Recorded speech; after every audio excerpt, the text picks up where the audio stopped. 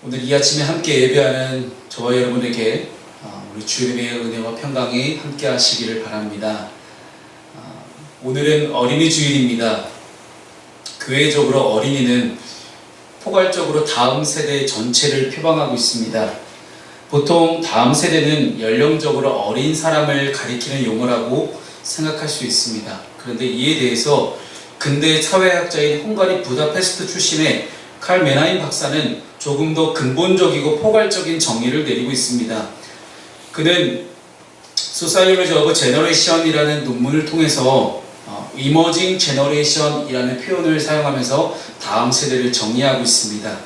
보통 Emerging이라는 표현을 쓸 때는요, 여러 가지 것들이 혼합된, 합쳐진, 새롭게 진보될 수 있는 그런 뜻을 가지고 있는 것이 Emerging이라는 뜻입니다. 이 Emerging Generation이라는 표현을 사용하면서 다음 세대를 정의하고 있는데, 그의 정의에 따르면 새롭게 등장하는 이 Emerging Generation은 공동의 관심사를 소유하는 그 시대의 특정 사람들이 형성한 새로운 세대라고 설명을 하고 있습니다. 즉, 연령별로 구분되는 세대가 아니라 관심과 역할에 의해서 새로운 다음 세대가 등장한다는 것입니다. 어찌 보면 지금까지 연령으로만 모든 세대를 구분해왔던 우리에게 이제 앞으로의 세대는 평균 연령이 늘어남에 있어서 단순히 연령으로만 다음 세대를 구분하는 것이 아니라 새로운 공통의 관심사를 함께 공유하는 그런 이들에 의해서 새로운 세대가 생겨날 수 있다는 것입니다. 우리 어렸을 때까지만 해도 10년이면 강산이 변한다라고 이야기를 했지요. 근데 지금은 5년으로 이야기하는 사람들도 있고요. 많은 4차 산업혁명을 이야기하는 많은 분들은 3년, 2년을 주기로 보기도 합니다. 그에 발맞춰서 많은 스마트폰을 제조하는 회사들이 매해마다 새로운 기술들을 가지고 새로운 라인업에서 새로운 스마트폰들을 양산해내고 있습니다. 그럴 때마다 그것을 사용하는 사람들을 새로운 세대를 우리는 기억을 하고 있습니다. 쉬운 예로 호주나 혹은 한국의 정치 기사를 보게 되면요, 정치계의 새로운 세대라고 강조되는 인물들이 10대나 20대의 일반인들이 아니라 40대 이상의 정치인들인 것들을 보게 되면 젊은 다음 세대라는 개념보다는 새롭게 등장하는 세대라고 정의를 내리는 것이 오히려 다음 세대에 더 어울리는 표현이 아닐까 생각을 합니다. 그의 이론과 맥락을 같이 하면서 유대인 홀로코스트 생존자 모임이 있습니다. 이 유대인 홀로코스트 생존자 모임에서는 다음 세대의 정의를 조금 더 확대해서 Future Generation이라는 표현을 사용합니다. 즉, 홀로코스트라는 특정 사건을 기준으로 10대와 20대 층의 연령으로 다음 세대를 제한하지 않고 홀로코스트 이후의 세대가 다음 세대 혹은 미래 세대라는 확대된 의미의 다음 세대 혹은 미래 세대를 정의하고 있는 것입니다. 그리고 이런 미래 세대에게 그들은 세계의 평화 유지와 인권 보호라는 역할을 부여함으로써 미래 세대가 계속해서 존재해야만 하는 당위성을 제시하고 있습니다. 어떻게든 이전 세대는 다음 세대에게 살아갈 명분을 제공하려고 노력합니다. 그리고 이전 세대는 다음 세대가 그 명분을 이어서 살아갈 수 있는 세상을 만들어야 할 책임이 있습니다. 다음 세대를 향한 명분과 책임을 다하기 위해서 끊임없이 노력해야 되는 그런 사명이 지금 우리에게 있는 것입니다. 특히나 그리스도인 공동체라면 더욱 전해야 하는 사명이 있습니다. 바로 예수께서 이 땅에 오셔서 우리에게 전해주신 하나님 나라의 회복이라는 사명입니다. 하나님의 나라의 백성답게 살아가는 다음 세대를 기대하면서 우리는 오늘 예수님의 부르심에 합당한 응답을 해야 할 것입니다. 오직 우리가 다음 세대에게 전해줄 것은 바로 신앙의 유산이며 복음 외에는 없음을 이 시간 다시 한번 떠올리면서 오늘 본문의 말씀을 함께 나누도록 하겠습니다. 우리가 하나님의 나라를 다음 세대에게 전하기 위해서 우리 주님이 선택하신 방법이 오늘 마태복음 9장에 나오게 됩니다. 먼저 예수님을 찾는 사람을 예수님은 선택하셨고, 두 번째는 예수님 때문에 기뻐할 수 있는 사람을 주님은 선택하셨습니다. 여러분들은 언제 기쁘십니까? 기쁨이라는 이 단어를 여러분 언제 느껴보셨습니까? 어제 지성이가 굉장히 기뻐하는 모습을 봤습니다. 원주에 있는 경찰 삼촌으로부터 지성이 엄마에게 돈이 날라왔고 그 돈의 액수는 저는 모릅니다. 하지만 그 돈을 가지고 롯데마트에 가서 자기가 사고 싶은 어린이날 선물을 직접 고르고 기뻐하면서 저에게 달려와서 아빠 나 이거 샀어라고 자랑하는 지성이 얼굴을 보고 있자니 너무나 기뻐 보입니다. 그런데 지성이가 2살 때까지는 그 삼촌이라는 사람이 지성이에게 선물을 안 줬습니다. 왜요? 선물을 줘도 그것이 정말 기쁜 건지 이 아이가 잘 모르기 때문이죠.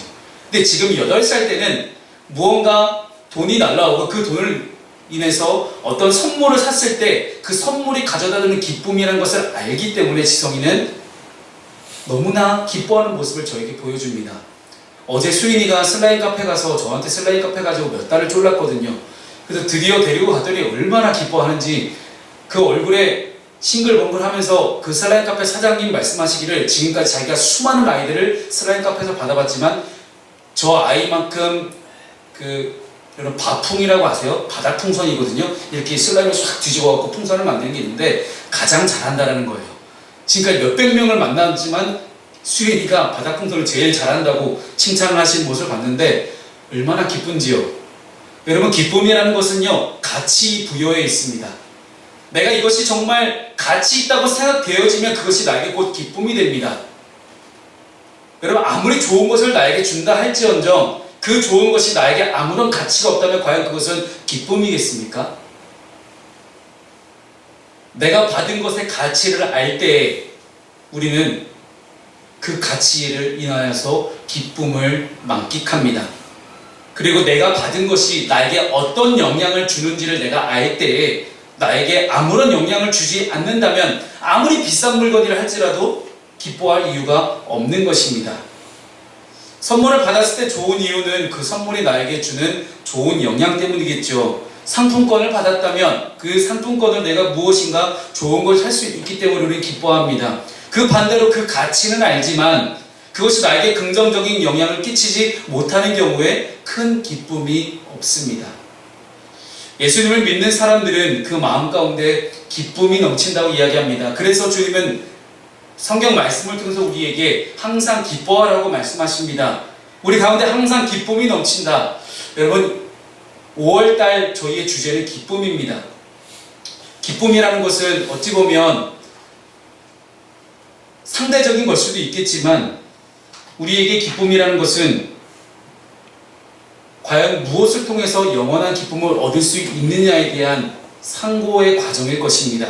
이 5월달에 단순히 쉬는 날이 많기 때문에 우리가 기뻐하는 것이 아니라 단순히 무언가 선물이 오가기 때문에 기뻐하는 것이 아니라 주님 한 분만으로 인해서 영원한 기쁨을 누릴 수 있는 저와 여러분 되었으면 좋겠습니다. 단순히 어떤 인간적인 본능적인 욕구에만 매달리는 그런 기쁨이 아닌 그런 새로운 차원의 기쁨, 그 기쁨들을 오늘 누렸으면 좋겠습니다. 그 첫 번째 주는 구원의 기쁨이고요. 두 번째 주는 쉼의 기쁨, 세 번째 주는 천국의 기쁨, 네 번째 주는 응답의 기쁨에 대해서 5월 한 달 동안 말씀을 나눌 것입니다. 5월 한 달 동안 여러분 안에 온전한 기쁨이 넘칠 수 있는 그런 한 달이 됐으면 좋겠습니다. 첫 번째는 우리 주님께서는 자기가 죄인임을 아는 사람을 찾으시고 그에게 기쁨을 더하십니다. 그리고 그 사람들과 함께 다음 세대를 만들어 가시고 그 다음 세대 자기가 죄인임을 아는 사람을 통해서 하나님의 나라를 회복시켜 가십니다. 중풍병자를 고치신 주님의 모습을 보게 되지요. 친구들로 인해서 지붕을 뜯고 달아내린 이 중풍병자에게 내 믿음이 너를 구원하였다는 그런 선포로 그의 병을 고쳐주시고 그의 죄까지도 다 사해주신 그 주님이 그곳을 떠나서 지나가시다가 마태를 보시고 바로 따라오라고 말씀하십니다. 성경은 마태가 세관에 앉아 있었다라고 기록을 하면서 그가 세리라는 직업을 갖고 있음을 보여주고 있습니다. 여러분 당시에 세리는 로마 제국에 세금을 갖다 바치는 즉 로마 제국을 위해서 일하는 사람이었기 때문에 민족의 배신자 내지는 유대교의 배교자 정도로 여겨졌습니다. 마태는 어떤 삶을 살았을까요? 정확히 기록되어 있지는 않지만 아마도 나중에 키 작은 삭개오처럼 그는 비록 돈은 많이 벌었을지 모르겠지만 사람들의 손가락질과 비난을 받으며 살았지 않았을까 추측해 볼 수 있습니다. 그런 그에게 예수님이 찾아오십니다. 그는 얼마나 기뻤을까요? 나 같은 사람에게 유대인의 랍비, 유대인의 선생이라 불리는 자가 많은 기적들을 일으키시는 그런 분이 나 같은 놈에게 찾아왔다는 사실 얼마나 기뻤을까요? 아마 마태 역시 예수 그리스도에 대한 소식을 이미 들었을 것입니다. 예수님께서 행하신 수많은 기적들도 들었을 것입니다. 그런데 지금 눈앞에서 그분이 사람들에게 손가락질 받고 비난받는 자신을 향해서 따라오라 라고 부르고 계신 것입니다. 거기서 그치지 않습니다. 삭개오의 집에 들어가서 함께 식사를 하시고 그 집에서 하룻밤을 묵으신 것처럼 예수님은 마태의 집에도 들어가십니다. 그러자 그 소식을 들은 수많은 죄인들과 세리들이 마태의 집으로 몰려듭니다. 마치 이때다 싶은 것처럼 수많은 세리들과 죄인들이 일제히 예수님이 들어와 계신 마태의 집으로 몰려듭니다. 여러분, 누가 죄인입니까? 여기서 말하는, 성경이 말하는 죄인은 모든 사람이 다 아는 죄를 지은 사람 외에도, 윤리적인 도덕적인 범죄를 지은 사람 외에도 바리새인들과 서기관들에 의해서, 율법으로 인해서 죄인으로 낙인 찍힌 사람들을 통칭하는 용어가 죄인입니다. 바리새인들은 하나님의 법을 오직 자신의 방법대로만, 자신의 법으로만 해석을 했고 그 해석된 대로 지키지 못하는 그런 사람들은 누구든지 죄인으로 생각했습니다. 안식일에 병을 고쳐서도 안 되고 안식일에 자기 집 밖을 벗어나서 몇 미터 이상 가지 말아야 되는 것이 그들이 율법입니다. 그런데 만약에 우리 집에 죽어가는 사람이 있어요. 이 죽어가는 사람을 오늘 내가 의원에게 데려가지 않으면 이 사람은 죽습니다. 그래서 어쩔 수 없이 이 사람을 살리기 위해서 안식일에 집 밖을 나섰는데 그것이 율법을 어겼다고 해서 죄인으로 낙인 찍히는 세상이 그런 세상이었습니다. 그렇기 때문에 여기서 말하는 죄인은 공공의 죄인들과 바리새인들이 만들어놓은 엄격한 율법을 지키지 못한 사람들 모두를 의미하고 있는 단어가 죄인입니다. 흥미로운 사실은 오늘 본문의 10절입니다. 본문 10절 말씀을 함께 읽겠습니다. 시작. 예수께서 마태의 집에서 앉아 음식을 잡수실 때 많은 세리와 죄인들이 와서 예수와 그의 제자들과 함께 앉았더니, 아멘. 식사를 하실 때 예수님께서는 죄인들과 세리를 부르신 것이 아니라 그들이 자기 발로 예수님께 나와왔습니다. 그냥 주변에 서 있는 정도가 아니라 그들은 제자들과 함께 예수님 앞에 혹은 주변에 앉은 건데 아예 자리를 잡고 앉아서 혹은 누워서 비스듬히 기대서 식사를 합니다. 그 당시 헬라 세계에서 식사의 자리 가운데는요, 거의 대부분 비스듬히 팔을 괴거나 아니면 비스듬히 누워서 식사를 하는 장면이 일반적인 장면이었습니다. 그리고 식사를 함께 나눈다는 건 단순히 음식을 나눈다는 의미가 아니라 삶을 나눈다는 그런 의미가 있습니다. 식사를 함께 하면서 서로의 삶을 나누고 서로의 공감대를 형성하고 서로의 가치관을 형성하고 우리가 함께 같은 마음으로 가자는 그런 공동체를 만들어가는 의미가 식사를 함께 하자라는 그런 의미가 있습니다. 왜 그들은 자리를 잡고 비스듬히 누워서 서로의 삶을 나누려고 했을까요? 바로 예수님께서 이 죄인들의 처지를 정확하게 알고 계시고 오직 예수님만이 자신들에게 기쁨과 위로를 줄 수 있다는 그러한 소망이 그들에게 있었기 때문입니다. 먼저 우리 자신을 우리가 깊이 바라볼 수 있기를 바랍니다. 여러분, 부활하신 주님이 나랑 무슨 상관이 있을까라는 그런 내용을 부활절 설교를 통해서 여러분과 함께 나누었습니다. 그렇다면 우리에게 예수님이 왜 필요할까요? 예수님 정말 필요하십니까? 어쩌면 환경적인 어려움, 건강과 물질의 어려움들을 해결하기 위해서 예수님의 도우심이 필요한지도 모르겠습니다. 나의 부족함을 채우기 위해서만 예수님이 필요하신가요? 물론 주님께서는 그런 부분들을 거뜬히 너끈하게 다 해결해 줄 수 있습니다. 하지만 그것은 본질이 아니라는 겁니다. 예수가 정말 우리에게 필요한 목적, 예수가 정말 우리에게 필요한 본질은 조금 더 깊이 들여다본다면 우리가 갖고 있는 연약한 모습, 바로 죄의 모습입니다. 예수님 우리에게 필요한 이유는 내가 해결할 수 없는 이 죄의 문제를 오직 예수님만이 해결할 수 있기 때문에 예수님이 나에게 필요한 것입니다. 이것이 신앙의 본질이요, 이것이 예수님을 따라가는 사람들이 예수님을 따라가는 그런 목적이야 본질입니다. 오늘 마태를 비롯한 수많은 세리와 죄인들이 예수님께 찾아왔던 까닭은 무엇입니까? 어떻게 하면 먹고 살아보고자, 어떻게 하면 내가 한번 살아보려고 민족을 배신하고 민족을 등지고 로마 제국을 위해서 세금을 거두어서 갖다 바치는 그런 일들을 계속했던 민족의 반역자의 인생을 살아왔지만 그들 마음 가운데는 끊임없이 죄책감이 있습니다. 인간의 본성이 가져다주는 죄인인 수밖에 없는 인간의 그런 죄책감들이 늘 사람들에게 남겨져 있습니다.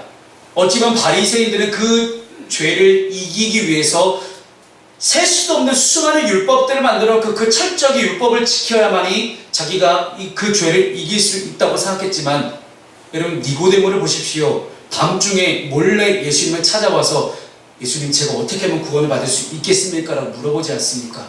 그 정통한 율법학자요 그리고 정치인이었던 니고데모도 몰래 밤에 찾아와 예수님께 물어볼 정도로 그들은 율법을 지키긴 지켰지만 마음 깊숙한 곳에 자신의 내면을 들여다봤을 때는 결국 나는 죄인이구나 라는 것들을 인정할 수밖에 없었다는 사실입니다.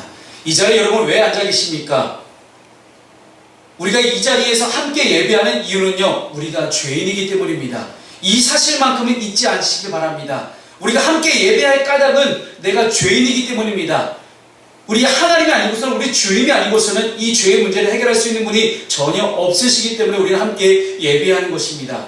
이 세상을 살아가면서 우리는 자범죄도 짓고 고범죄도 짓고 알지도 못하는 죄를 짓기도 합니다만은, 그럼에도 불구하고 이 모든 죄를 해결할 수 있는 분은 유일하신 하나님, 그 참되신 하나님 한 분밖에 없음을 우리는 믿음으로 고백하고 다시 한번 하나님께 은총을 구하기 위해서 이 자리에 나와 있는 것입니다. 우리는 우리 자신의 모습을 들여다볼 때에 죄가 보였으면 좋겠습니다. 나의 능력이나 나의 나된 모습 가운데 어떤 장점이 아닌 그저 죄만 보였으면 좋겠습니다. 내 속에 살아서 꿈틀대고 있는 그 육신의 정욕과 안목의 정욕과 그 이생의 자랑들이 보였으면 좋겠습니다. 보이면 어떻게든 없애려고 하잖아요. 근데 보이지 않기 때문에 굳이 애써 외면하려 하고, 현실을 우리가 직시하지 않고 애써 우리의 죄들을 우리가 외면하기 때문에 우리는 죄를 바라보지 못하고 결국 주님 앞에서 나의 나된 모습, 나를 드러내고자 하는 그런 모습만이 보여지게 되는 것입니다.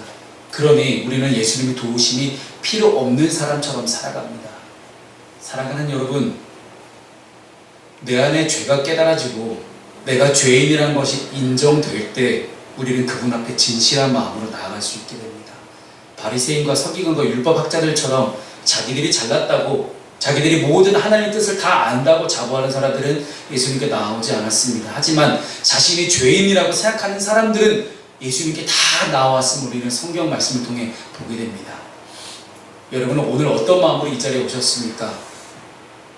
부디 바라기는 여러분의 죄인된 모습으로, 죄인의 마음으로, 죄인의 모습으로 하나님께 나왔기를 바랍니다. 두 번째는요, 우리 주님이 다음 세대를 선택하시고 그 다음 세대를 통해서 하나님의 나라를 이어가시고자 하실 때 예수님 때문에, 예수님 한 분만으로 기뻐할 수 있는 사람을 예수님은 찾으시고 그들을 다음 세대로 만들어 가십니다. 예수님이 마태의 집에 들어가 죄인들과 함께 먹고 마실 때 바리새인들과 요한의 제자들의 태도는 어땠습니까? 죄인들과 함께 먹고 마시는 예수님을 바라보았던 바리새인과 요한의 제자들은 크게 두 가지 질문을 합니다. 첫 번째 질문은 왜 세리와 죄인들과 먹고 마시냐는 것이고, 두 번째는 왜 금식하지 않느냐라는 겁니다. 예수님은 첫 번째 질문에 대해서 의사는 건강한 사람이 아닌 병든 자에게 필요하다고 말씀하신 후에 호세아 6장 6절 말씀을 인용하십니다. 나는 인애를 원하고 제사를 원하지 아니하며 번제보다 하나님을 아는 것을 원하노라. 이 호세아 선지자의 말씀을 인용하면서 죄인들과 세리를 멀리하고 그들에게 사랑과 구원의 손길을 베풀지 않는 바리새인들의 모습을 지적하십니다. 과연 무엇이 중요한가? 곡성의 유명한 대사처럼 무엇이 중요한디? 라는 말씀을 예수님은 그들에게 하시고 싶으셨던 것입니다. 그러자 이번에는 요한의 제자들이 질문을 합니다. 성경은 그때 요한의 제자들이 나와 라고 말씀합니다. 세례 요한의 제자들은 철저하게 금욕적인 그런 생활을 했습니다. 여러분, 세례 요한을 생각하시면 메뚜기와 혁청을 먹고 그리고 약대 털옷을 입고 광야에서 외치는 자로 살아갔다고 이야기합니다. 광야에 뭐가 있습니까? 인간적으로 즐길 것이 하나도 없는, 나의 만족과 유익을 가져다 줄 수 없는 그런 곳에서 세례 요한을 생활했기 때문에 그런 세례 요한을 존경하며 그의 뜻을 따르기 위한 수많은 제자들이 광야로 세례 요한에게로 몰려들었습니다. 유대 광야에서 그리고 요단강에서 사역했던 세례 요한을 따라서 그들은 철저하게 금욕적인 생활을 했고 오직 금식하는 것을 그들의 자기 의로 생각을 했습니다. 그렇기 때문에 예수님과 제자들이 금식을 하지 않는 모습을 보면서 그들이 찾아와서 물어봅니다. 너희들은 왜 금욕적인 생활을 하지 않는가? 너희들은 왜 금식을 하지 않는가? 너희들은 금식을 통해서 왜 하나님께 너희들의 의를 보여주려고 노력하지 않느냐? 라는 그런 질문입니다. 그러자 예수님은 자신을 신랑으로 비유하시면서 혼인지에 신랑이 함께 있는데 왜 슬퍼하느냐? 여러분, 금식이라는 것은요, 고대 근동사회에서 금식은 자신의 슬픔을 표현하는 그런 수단과 방법이었습니다. 그런데 예수님은 물어보시는 거죠. 왜 금식하느냐? 내가 너희들과 함께 있는데 왜 너희들은 금식하느냐? 기뻐해야지 왜 슬퍼하느냐는 까닭입니다. 사실 율법은 대속죄일에만 금식할 것들을 말씀하고 있습니다. 유대 달력으로 7월 10일이 바로 대속죄일입니다. 대제사장이 지성소에 들어가서 이스라엘 전체의 죄를 짊어지고 가서 하나님께 모든 죄를 속죄함 받는 그 날이 대속죄일입니다. 그래서 그날은 먹는 것을 금지하는 것이 아니라 먹는 것뿐만 아니라 베옷을 입고요, 기도하고 우리의 죄를 슬퍼하기 때문에 죄를 뒤집어 쓰는 그날이 바로 대속죄일입니다. 근데 여러분, 중요한 것은 겉으로만 보이는 것이 아니라 마음으로 금식하는 것이 중요합니다. 금식의 진정한 의미가 하나님께서 죄 가운데 살아가는 우리를 회복시켜 주시기를 간절히 원하는 그 간절함에 담겨져 있습니다. 그렇다는 것은 오늘 본문에서 말하는 것은 이런 진정한 금식을 이야기하고 있지는 않습니다. 왜냐하면 일반적으로 바리새인들은 자신의 의를 밖으로 보여주기 위해서 금식하고 금식하는 표를 내어 다니며 그들에게 보여주며 다녔기 때문입니다. 금식은 그들에게 슬픔이고 애통의 표시였습니다. 본문 속에 있는 바리새인과 요한의 제자들이 예수님께 한 질문에 대한 그런 두 대답을 종합해보면 다음과 같이 정리할 수 있습니다. 세리와 죄인들, 그리고 병자와 사회에 소외된 사람들에게 예수님이 찾아오셨기 때문에 내가 함께하는 이 시간은 슬픔이 아닌 기쁨의 시간이다 라는 것입니다. 바로 예수님은 그들이 갖고 있는 죄의 문제를 해결하기 위해서 구원자로 이 시간 가운데 오셨습니다. 그리고 죄로 인해서 고통받고 힘들어하고 있는 오늘 본문 속 세리와 죄인들은 예수님을 바라보면서 기쁨을 느낄 수가 있었던 것입니다. 이것은 오늘을 사는 우리에게도 마찬가지입니다. 앞서 말씀드린 대로 우리가 무엇인가를 받고 기쁨을 느끼게 되는 것은 내가 받은 것의 가치를 알고 그 가치가 나에게 주는 영향력을 알기 때문에 기뻐합니다. 여러분, 정말로 구원받는 것이 여러분의 기쁨이 되십니까? 정말로 구원받는 것이 여러분에게 가치가 있으십니까? 정말로 구원 받음이 여러분의 삶에 영향을 미치셨습니까? 예수님 우리와 함께 하시겠다고 약속하셨습니다. 그것이 바로 임마누엘이라는 뜻입니다. 더욱이 보혜사 성령님을 보내셔서 결코 우리를 고와 같이 내버려두지 않으시겠다고 약속하셨습니다. 내가 구원받았다는 사실은요, 내가 예수님을 나의 주님으로 모셨다는 뜻입니다. 예수님을 항상 나와 함께 하시는 분으로 내가 받아들였다는 이야기입니다. 내가 좋든 싫든 나와 함께하고 계시는 예수님이 늘 나에게 영향을 미치시는 것들을 내가 인정한다는 것입니다. 그래서 여러분 구원이라는 것은 통치입니다. 하나님의 나라는 하나님이 주인 되시고 하나님이 다스리시고 하나님이 통치하시는 나라라면 구원받았다는 것은 하나님이 나를 통치하신다는 걸 의미합니다. 근데 여러분 그게 정말 좋으십니까? 내가 내 뜻대로 내 마음대로 사는 것이 아니라 하나님이 나를 다스리셔서 하나님의 뜻대로 나를 움직이시는 것이 여러분 정말 좋으시냐는 말입니다. 하나님이 나를 움직이시는 것이 여러분 정말로 기쁨이세요? 하나님이 나를 움직이는 것이 하나님의 뜻대로 나를 왔다 갔다 하게 하는 그 모든 것들이 여러분 정말로 그것이 여러분에게 가치 있는 그런 만남이십니까?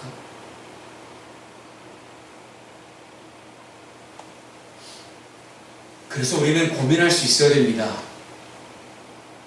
고민해야 됩니다. 이건 고민할 문제입니다.